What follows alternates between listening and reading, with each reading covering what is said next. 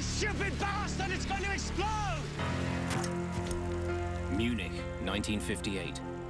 23 dead, including some of the most talented sportsmen on Earth. We were really big time.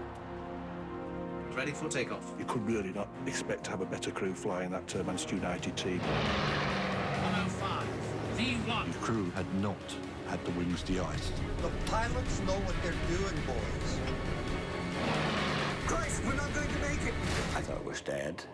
Blame for the tragedy would fall on one man. That is one hell of a burden to take on. And he was devastated by this. The effort to clear his name would span more than a decade and pit one nation against another in a bitter struggle for the truth behind one of the worst tragedies in the history of sport.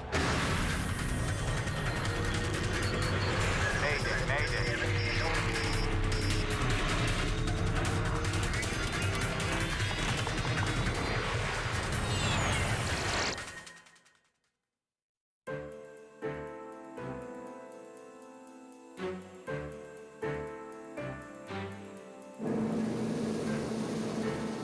February the 6th, 1958.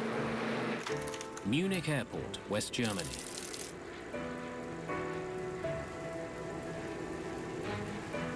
A British pilot prepares to bring home an extraordinary group of passengers. The Manchester United football team. In the 1950s, they are the most famous sportsmen on the planet. Everyone in the huge Wembley crowd, from the Queen to the oldest fan, is tense with excitement. Manchester United is probably the most premier team, most famous team this country had ever seen before. I joined the club in December '57. Harry Gregg is the team's star goalkeeper. We boarded the aircraft, which was a charter flight. We were really big time.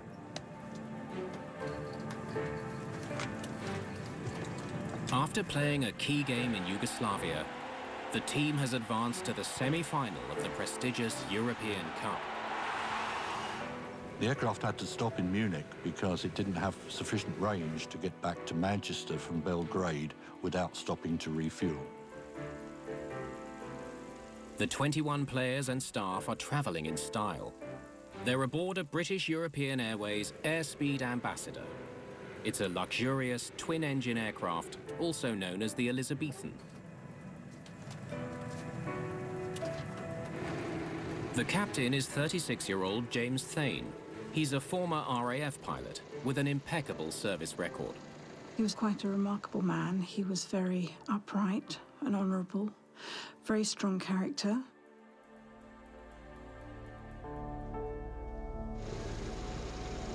The weather had been pretty grim throughout the day. Snowfall in the morning gave way to a rising of temperature to just above freezing. As Captain Thane finishes his pre-flight inspection, the young sportsmen settle in for the journey home.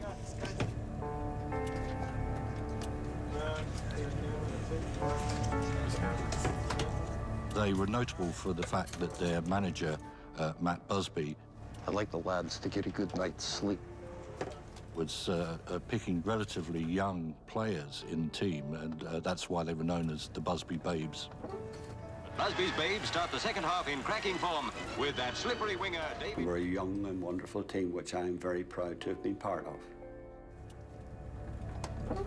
I'll give you guys a chance to get your money back once we're in the air, boys, all right? Travelling with the team are 11 of the UK's best-known sports journalists, eager to report on Manchester United's latest success. Also on board are a few Yugoslavians catching a ride to the UK. 38 passengers in all. How's she looking out there? Oh, snow build-up's minimal. No need to sweep. Take us home. Happily. 38-year-old co-pilot Kenneth Raymond is a World War II ace. He is also an Elizabethan captain and is in fact senior to Thane at the airline. They were both highly experienced pilots. You could really not expect to have a better crew flying that Manchester United team. They were great friends, and of course they were captains together and they flew together quite often. Raymond and Thane have agreed that on this flight, they will switch seats. Because Captain Raymond was going to be handling the aircraft and he would be used to handling the aircraft from the left-hand seat, that's why he sat in the left-hand seat. Port and starboard fuel cocks on, crossfeed off. It's against company policy, which states the commander should always sit in the left seat. But it's a rule that is frequently broken. 1 inch open. Throttles, port and starboard levers, 1 inch open. Carb air, port and starboard ram. Carb air, port and starboard ram. Ignition boost switches off. Ignition boost switches off.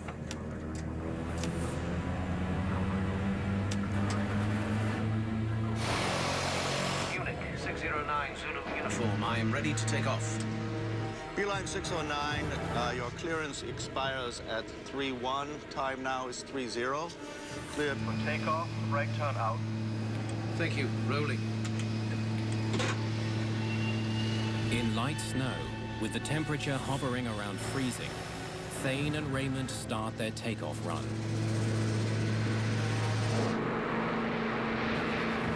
Full power. Full power. I'd been reading a book that one of the lads had passed to me. I was reading that, and we sat off down the runway, and I looked out the window. No big deal at all. Temperatures and pressures okay. 90.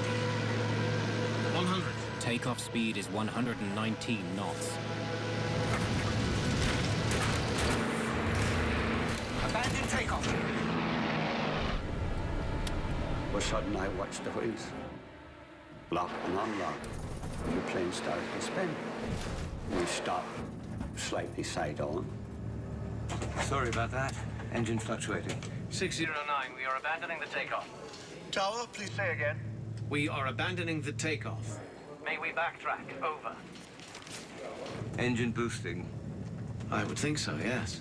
The problem was with boost surging, it happened with that particular engine on that particular aircraft. It was Bristol Centaurus engine. It was prone to doing this, especially at airports which are at high altitudes. And one of the problems was that the thrust sometimes was open too fast. 609, clear to backtrack.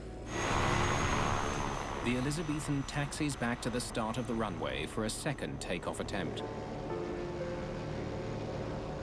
I truthfully can say I was not too perturbed at all. Another adventure for a young man, and I was not a bad flyer at that time. Munich 609, Zulu uniform. When we get to the end of the runway, I should like to take off again. Is the clearance still valid? 609, your clearance is still valid.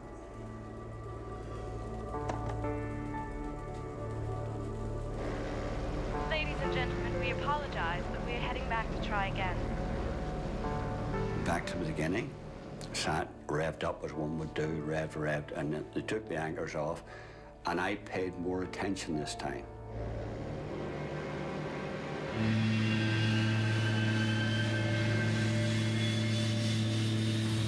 Slightly further along the runway, the same thing happened again. Port is off the clock. This time it was Thane who actually abandoned that takeoff. And again, when I thought we were about to lift, I watched the brakes lock and unlock, lock and unlock. You gotta stop.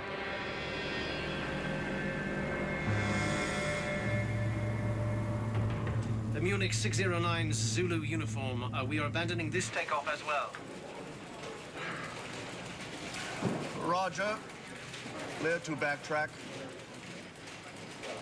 And the pilot came on and said, Sorry for that. We have a technical fault that we're now looking into. We're returning to the terminal for further checks. Nothing to be alarmed about, and we Hope to have you airborne shortly.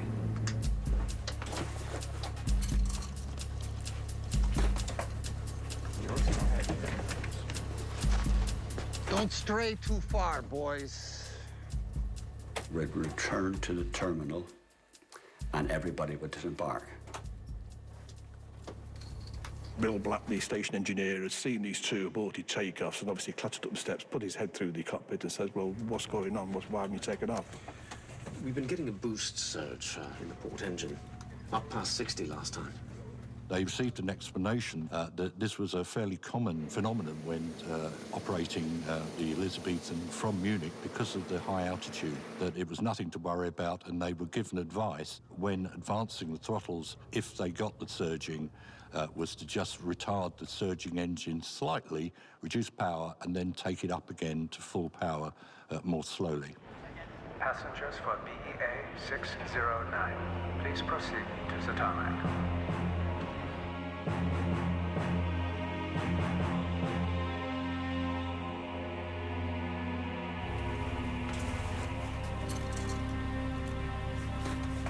Within 5 minutes of the passengers being offloaded, they were loaded on again.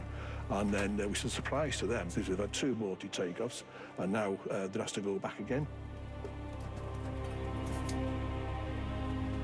If one person had said, this is crazy, we're not going, he would have had a whole lot of followers. But there you are, human nature again. Who's got the moral courage? But who likes to admit to being a coward?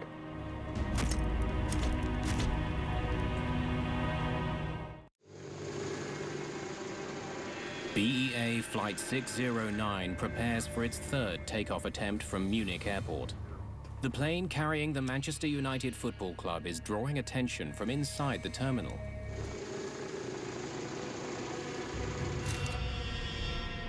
You've got to remember, these are the Busby babes. They're laughing and joking all the time, that sort of thing. But now they're quite quiet, and there's a lot of tension there in the air. Little Johnny Berry, he said, we're all going to get frickin' killed here. And Liam Whelan said, well, if it happens, I'm ready. At that point, I opened my tie.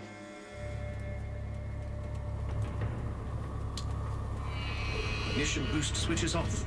Ignition boost switches off. Wings still look good. No need to de-ice.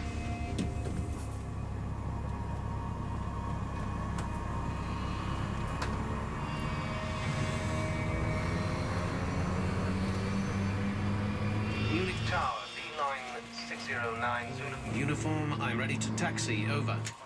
Beeline 609, your clearance void, if not airborne, by 04, time now 02. Roger, understand. Valid till 04. Captain Thane has just 2 minutes before the window for takeoff closes. If this 3rd attempt is not successful, the flight may be cancelled and his famous passengers will be grounded in Munich. Munich 609 Zulu uniform is ready for takeoff. Roger. The runway is more than 1,900 meters long. Even with their plan for a gradual acceleration, the Elizabethan should be able to lift off just past 1,200 meters. So for the 3rd time that day, they actually lined up the aircraft with the centre line, got the permission, clearance to take off, and they're away. Full power. Full power. Temperatures and pressures okay. Port surging slightly. He experienced a bit of this engine surging, which he retarded the throttle slightly and then advanced it again. Full power again. Both engines sound an even note, and we're going down the runway now for a takeoff. Everything seems okay.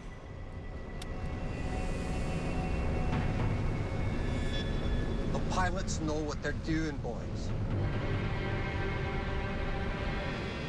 I thought, there's more people in this plane more frightened than what I am.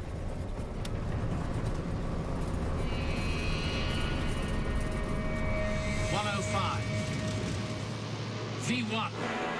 Velocity 1 is the speed at which a takeoff cannot safely be abandoned. The point of no return. Raymond now is waiting, is anticipating now Thane to call out 119 knots, which is V2. At 119 knots, the plane can become airborne. But something goes wrong. They suddenly lose speed. Christ, we're not going to make it!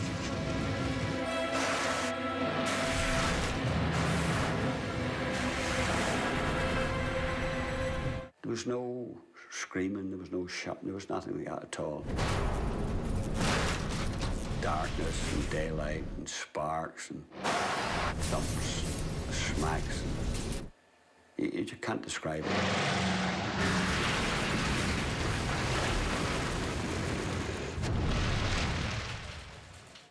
And then it was just complete and total darkness.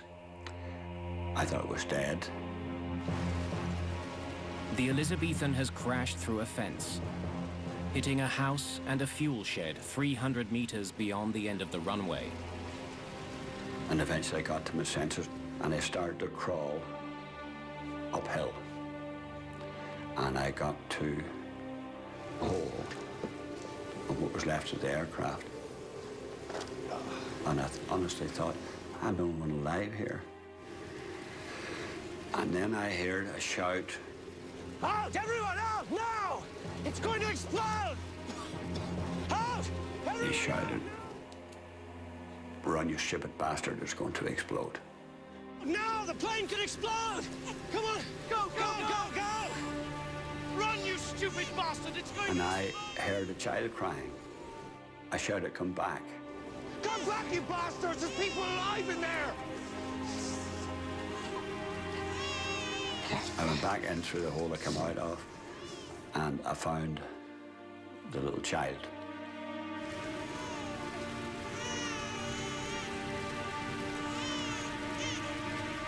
Went round the other side and found Matt Busby, the boss. Busby's alive, but in shock. He had a small cut behind his right ear, I remember it, but when I looked down, his foot was completely reversed round the other way. Oh, my leg. I jammed some rubbish up behind him because he didn't look too bad and left him propped up. Harry Gregg pulls out one passenger after another, both living and dead. A man must do what a man must do. Within minutes of the crash, help begins to arrive from the airport and nearby farms. The co-pilot is trapped up there. Can you help him? Yes. Two German rescuers climb up on the wing and free Kenneth Raymond from the wreckage. He is badly injured. 21 people are dead. 7 are Manchester United players. The head coach, secretary, and trainer are also dead. 7 more team members are seriously injured. Manager Matt Busby is in critical condition. Manchester United, one of the world's greatest football teams, is effectively wiped out. What started out as a wonderful thing sadly went wrong.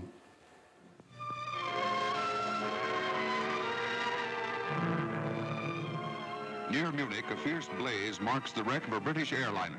In attempting to... We had this pretty high-profile air disaster here.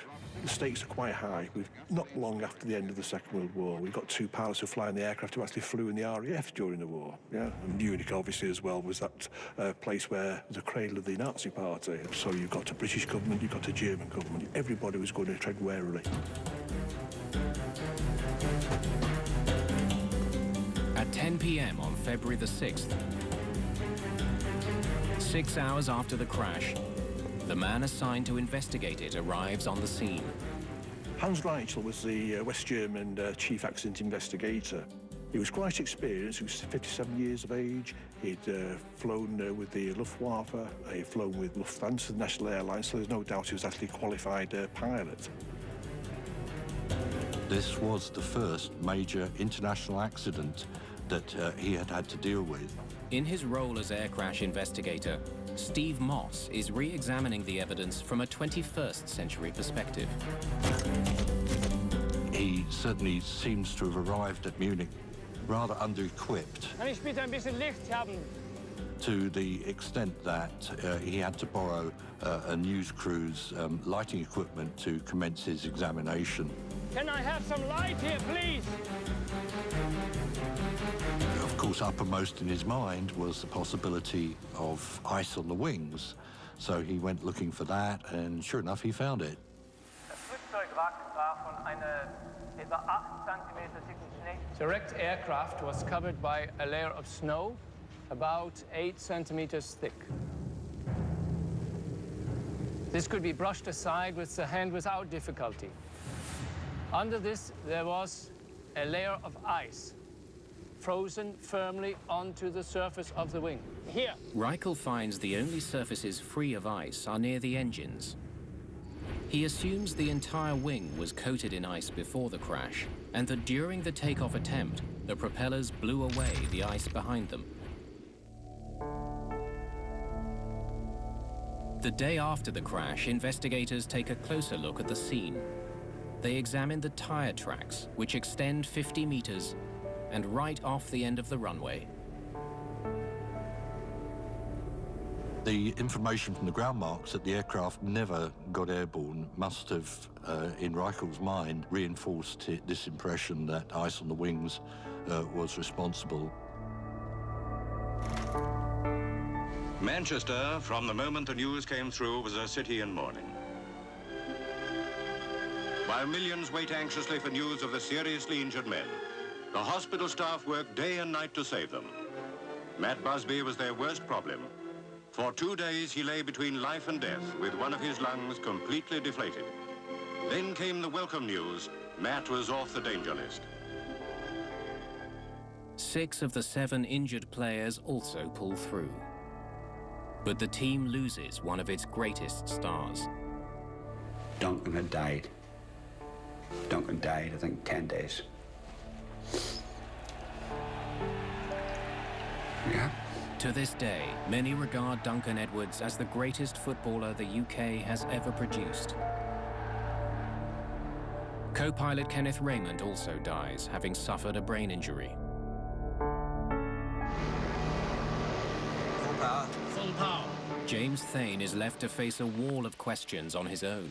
Well, you see, on the first takeoff, we weren't completely satisfied with the engines. Any little bit of information that the press could get, there was another headline. It was relentless. So it must have been very difficult for him. 2 days after the crash, Reichel interviews Thane. After the accident, we established that the starboard wing had a layer of rough ice on it. The region of the propeller slipstream was free from ice. When I walked out of the aircraft on the first attempt, I could see the snow thawing on the wings and count the ribs of the aircraft. What did you say was the cause of the accident? My personal feeling is that there must have been a large quantity of snow built up at the end of the runway. Why were you sitting in the right-hand seat?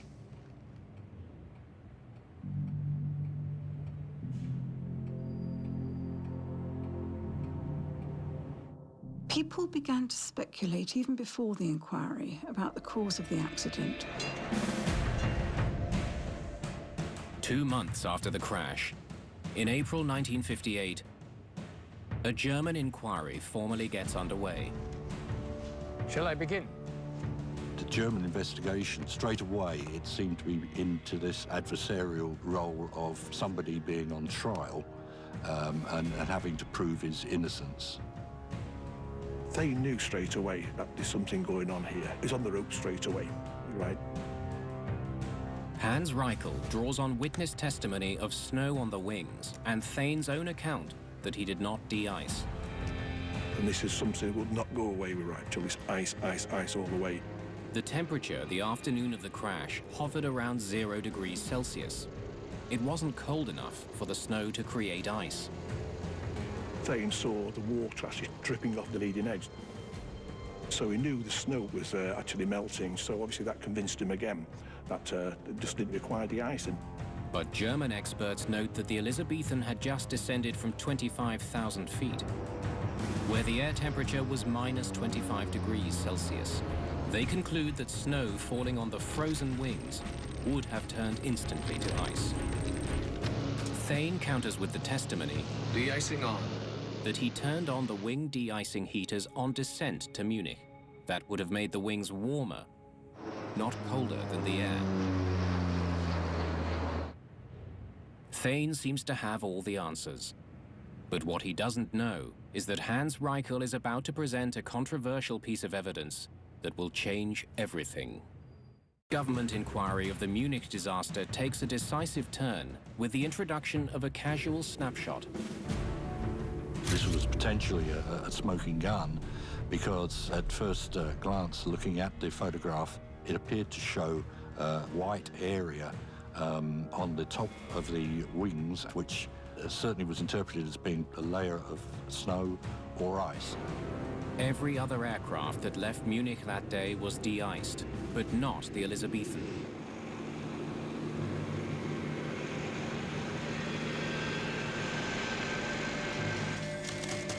For investigator Hans Reichel, the crew's failure to de-ice is the leading cause of the accident. Apart from this icing, I could find nothing which might have been a cause for the accident or to have contributed to it. As for the house at the end of the runway, clearly it was an issue because the aircraft struck it. The impact and explosion did make the accident more deadly. But German authorities find that according to regulations, the house was a proper distance from the airport. Finally, investigators consider whether the engine boosting problem was a possible cause. Port is off the clock. The theory is quickly dismissed. The boost issue had nothing to do with the accident. One of the engines was actually carrying a crude form of flight recorder, which indicated that during the run, the engines were certainly delivering enough power to get the aircraft airborne. Während des knapp zweistündigen Aufenthalts in München, in March 1959, a year after the tragedy of Munich, the German government releases its official report. It lays full blame for the accident at the feet of Captain James Thane. Ice. Ice on the wings, which they say was there before the accident. Simple. The German investigation also suggests that by agreeing to switch seats, Captain Thane may have created confusion over which pilot was in charge. And they said, Captain Thane, he's the one responsible for the deaths of 23 people and the decimating the Manchester United football team. That is one hell of a burden to take on.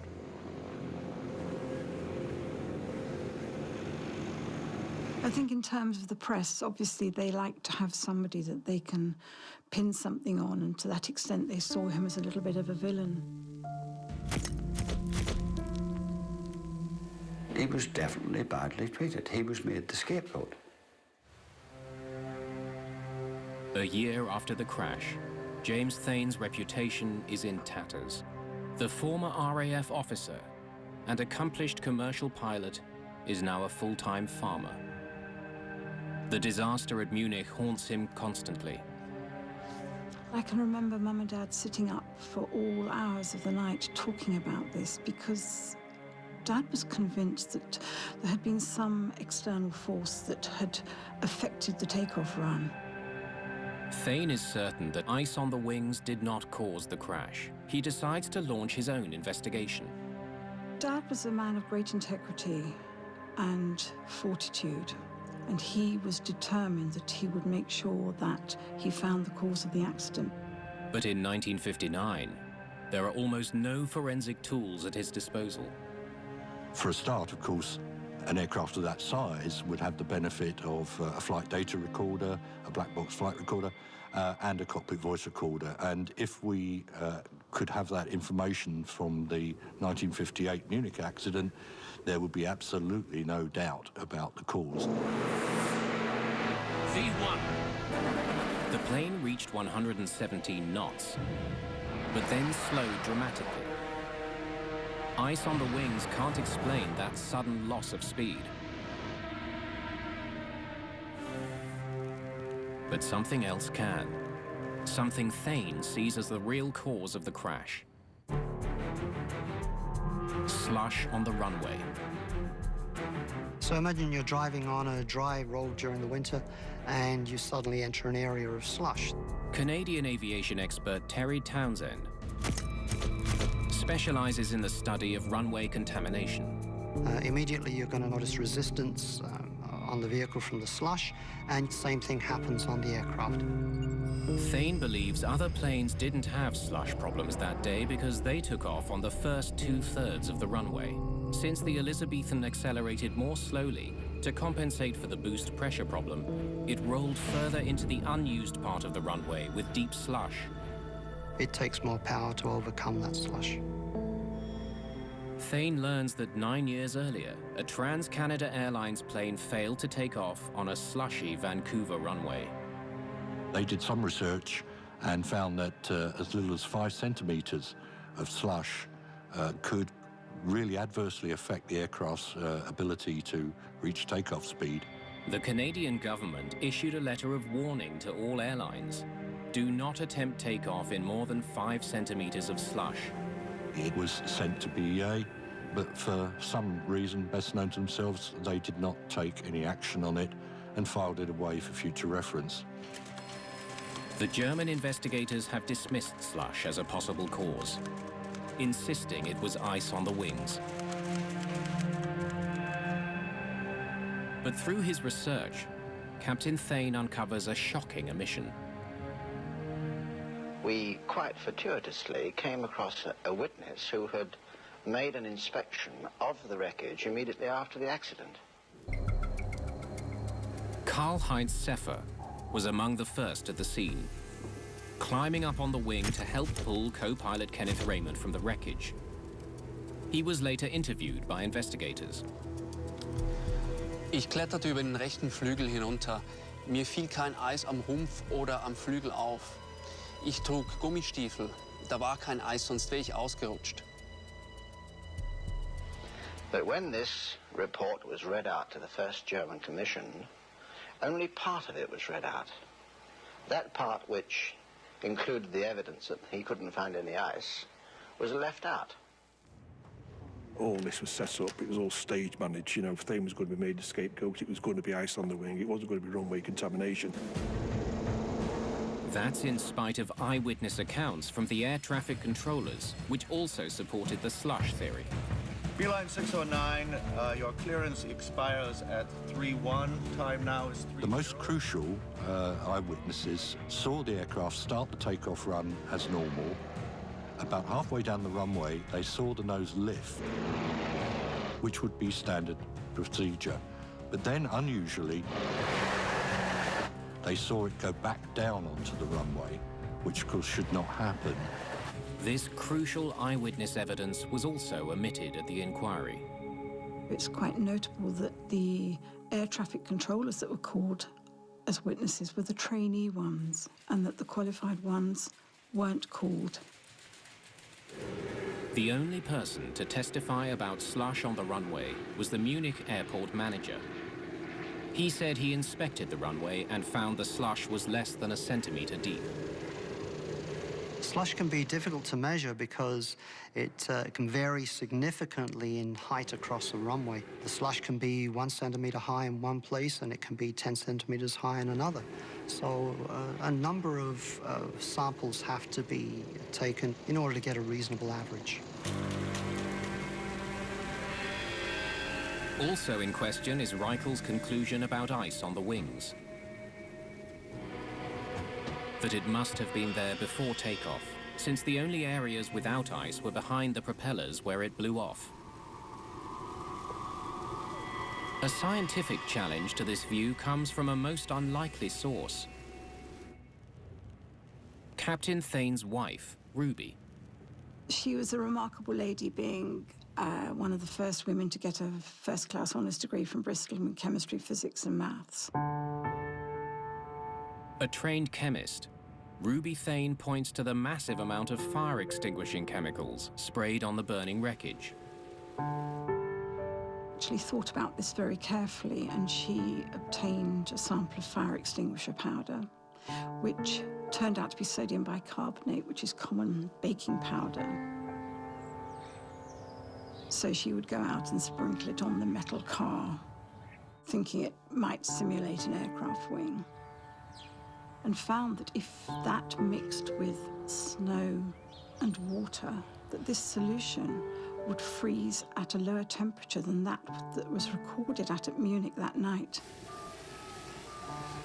Firemen trained their hoses mainly on the engines. Ruby's experiment could explain why ice did not accumulate in those areas, but did build up on the rest of the wing in the hours after the crash. With new eyewitness testimony and compelling scientific evidence, another side of the story begins to emerge. If it's ice on the wings, it's the captain's fault. He is to blame. V1. Of course, if it's slush on the runway, then really it's the airport to blame.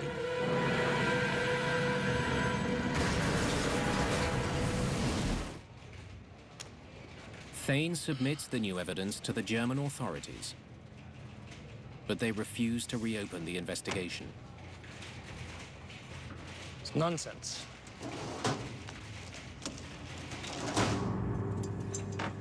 In 1961, BEA officially fires Thane, primarily for violating the company's policy against pilots switching seats. Well, they sacked him, and he was devastated by this, for something which was effectively a little company regulation, but other people did that as well.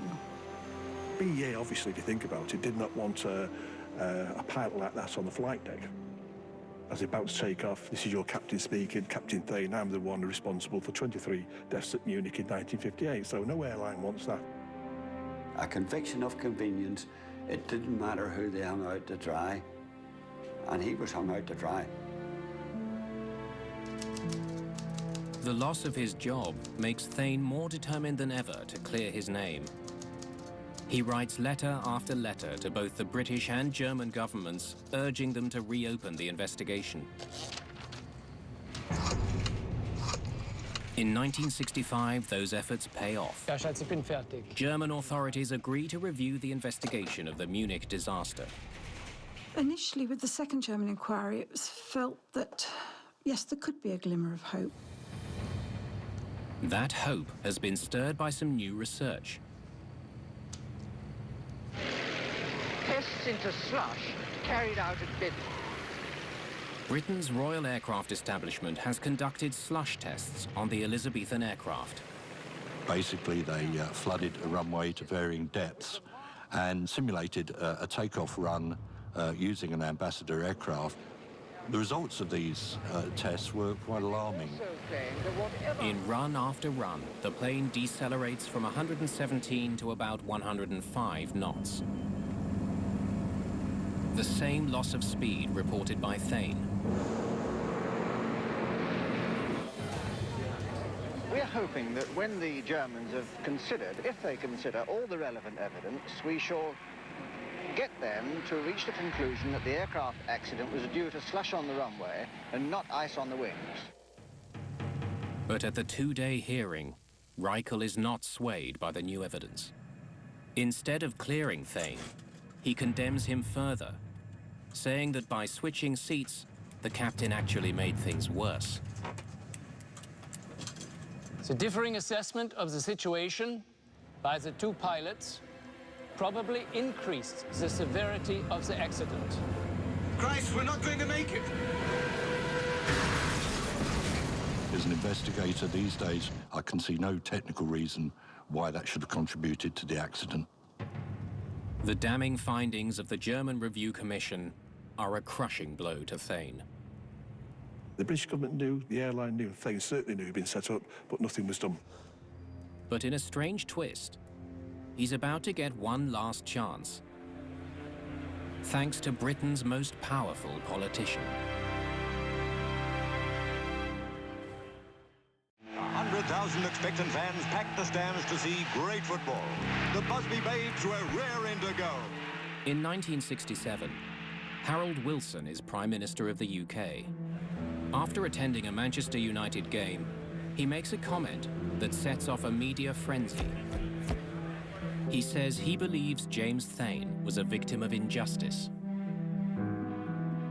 became another headline, "The fight goes on." Harold Wilson, he knew enough that Thane was innocent, and he really took it on.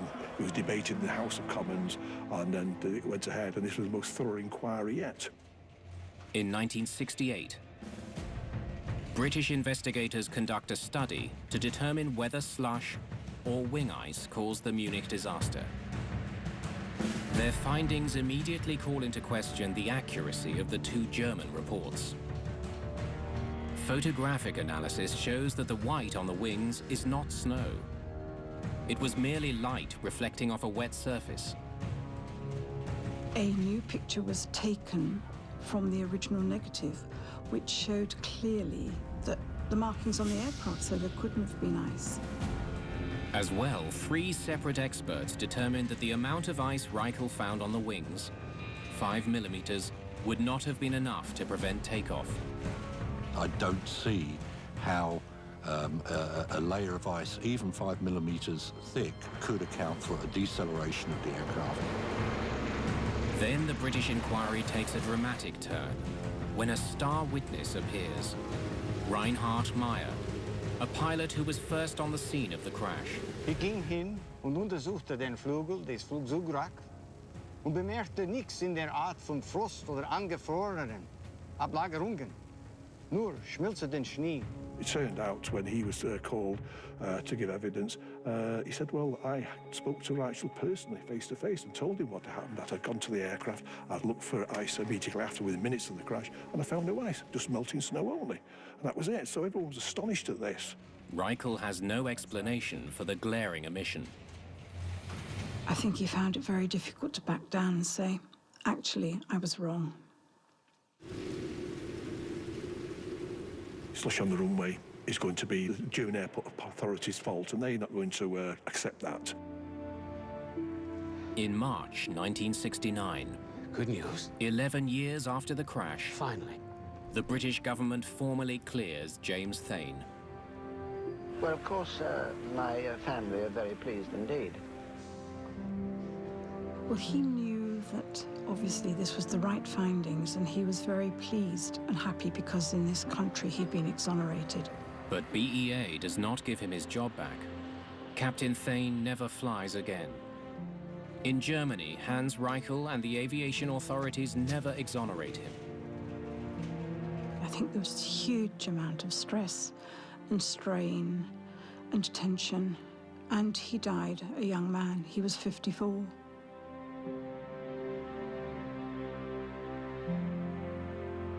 At Munich, there were 23 victims, and Captain Thane was the 24th.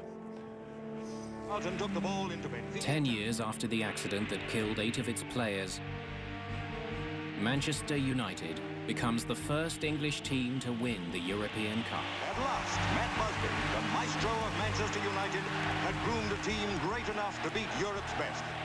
A cup they might have won in 1958, if not for an aviation disaster that devastated the finest team of players Britain had ever assembled.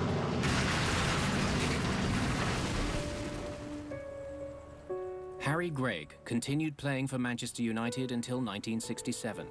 Now in his 70s, he dwells only on the fond memories. I don't think about the accident. I think about what I was part of. A team of wonderful young, spirited players, great journalists, great staff. Everything was good about it. Captain Thane's legacy is modern aviation's improved understanding of the deadly effects of slush.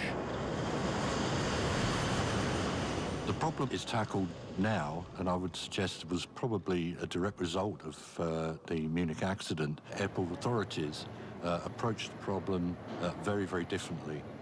By what he did, forcing this issue, he's probably saved countless lives and prevented more than one Munich in that particular time. So, in that sense, he's to be admired for what he did in those 11 years. Mum was quoted as saying, "A man with greater integrity I will never know." But he also left an inscription for me in a book, which is the difference between the impossible and the possible is merely a measure of man's determination.